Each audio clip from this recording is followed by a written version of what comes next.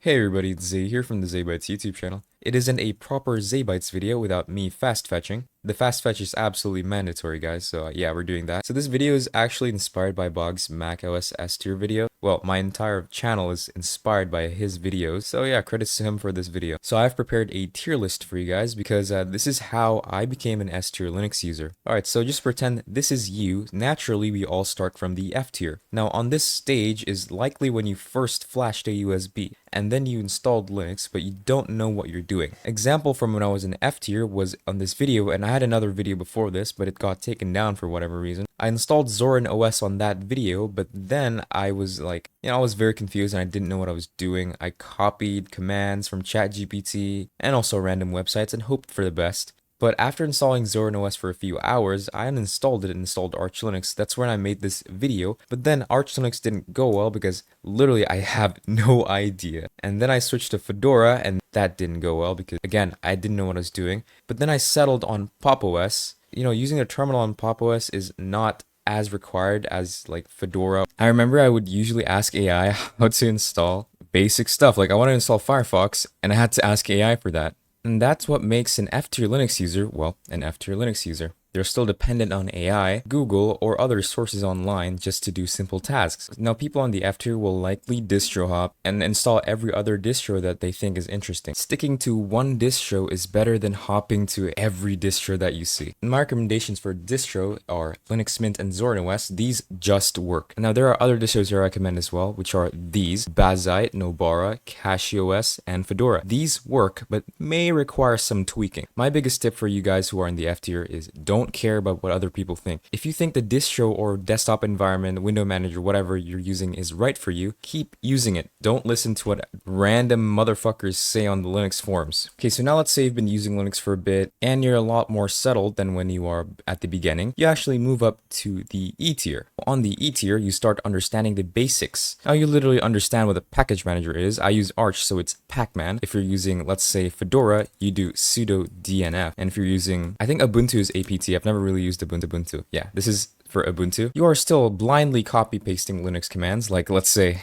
like this, and you expect things to go well. If you're on this stage, you're likely to customize things a little bit. My guess is you're using GNOME, KDE Plasma, Cinnamon, or whatever desktop environments that are beginner friendly, and maybe you break your system once or twice. And on the E tier, you actually discover that the terminal is a lot faster than GUI. Like, let's say I want to copy something, I just do CP, and if I want to move something, I do MV. If I want to see what's inside of a file, I can do cat. That's an example. I'm going to do this, which will display config.jsonc. It displays what's inside of the config.jsonc. Now, you're likely to still be dependent on ChatGPT or Google, but it is an improvement from the F tier, where you basically don't know what you're doing, to the E tier. You're a bit more comfortable, but you're not fully there yet. Now, what I recommend for people on this stage is, instead of relying on AI or Google, go and read documentations for things that you want to learn. Let's say I want to learn Waybar, which is the top bar.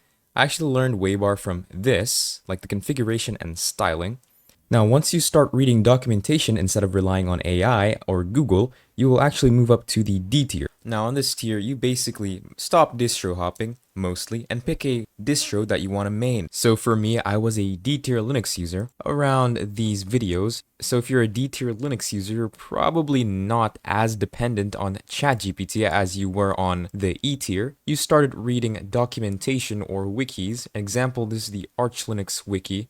Oh, and also because you understand a lot more about Linux, you probably would understand about the file system basics of Linux, like /user, /bin, /etc, /home, and etc. And you probably know commands like chmod. You understand how to use chmod to make apps executable, and also chown to change the app permission. If you're using Arch, you would probably use the Arch Linux AUR. If you want to check if there's a package available for the app you want to install, go to your right on package search. I want to search for Helium browsers. I typed in Helium and the results show. And after that, if I want to install it, I just do yay-s Helium browser -bin. I just copy whatever this is. For Fedora, you're going to be using RPM, which is a little bit different from the Arch Linux AUR. There's RPM free and RPM non-free. If you're using Ubuntu, there's this thing called PPA. I've actually never heard of that because I've never really used Ubuntu. But yeah, so another thing that makes a D-tier Linux user, in my opinion, is that you fix your own issues sometimes, not all the time. I'm gonna break my Waybar config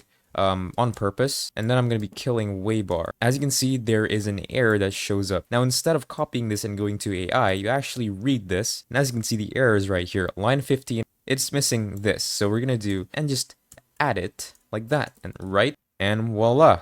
Now, when you're on the D tier, in my opinion, this is like the first time you say, huh, Linux is actually not that hard. Now, if you're a C tier Linux user, in my opinion, you are most likely comfortable with the terminal. You can use commands such as grep, find, and you also use a terminal file manager. For example, I use Ranger, and yeah, you start learning Vim or Neovim. Like literally Neovim is the only IDE that I use. So for my work and for my shenanigans, I only use Neovim. I'm most comfortable with using Neovim instead of using, let's say, VS Code or other GUI IDEs. Here's also another big difference that separates a D-tier Linux user from a C-tier Linux user. Now, if you're a D-tier Linux user, you probably know how to solve some problems, but if you're a C-tier Linux user, anytime you encounter a problem, you now know the command journalctl, and you read through journalctl. Okay, it's a bit messed up. And you'll read through journalctl to find any errors that are on your system. And in my opinion, that's like one big thing that separates a C-tier Linux user from a D-tier Linux user. So for C-tier, in my opinion, you understand how your system boots as well on a basic level, though not that advanced. And then you start experimenting with window managers. Examples are Hyprland, the one I'm using right now, as you can see. Start messing around with Hyprland configs. But the thing is, you still don't really know what to do here. You probably have copied a few dot files from other people. But for the most part, they have a general understanding on window managers and just the apps they're using. Now, my biggest tip for C-tier Linux users is find a window manager or a desktop environment that you like, and also pair it with a distro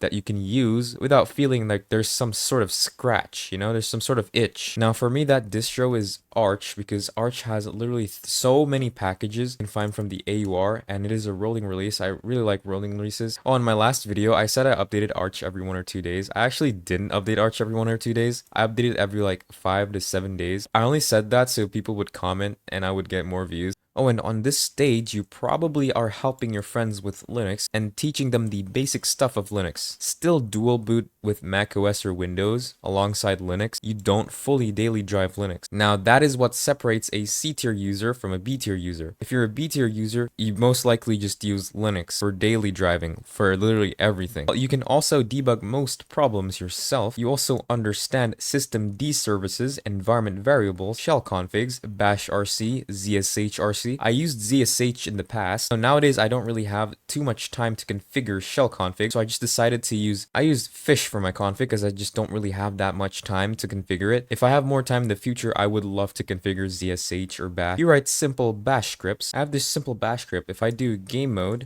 it disables my animations. Look, see? I no longer have animations, and it's literally just plain. If I type in game mode again, it enables my blur, my edges, and also my animations, as you can see. Here's how my simple bash script looks like. It's not even that hard to do. It's like literally just this. Now, if you're a B-tier Linux user, most likely you optimize your workflow, aliases, and keybinds. Alright, now for keybinds, you have fully custom keybinds for your workflow. For my terminal, I do super Q, and all of these other keybinds that I use daily to make my workflow faster. Now, this just really depends on what distro or desktop environment that you use, but most likely, most desktop environments and window managers have their own settings where you can set your own keybind. For example, on KDE, you can set your own shortcut, and I'm pretty sure you can also do that on GNOME. On this stage, you also start saying, damn, this feels weird as hell. And this is what separates a B-tier Linux user from an A-tier Linux user. An A-tier Linux user customizes literally everything by themselves. What you're seeing here, I built this myself. What I used was my knowledge from reading the documentations. So my waybar actually just coded this myself. I was like, what if I did this?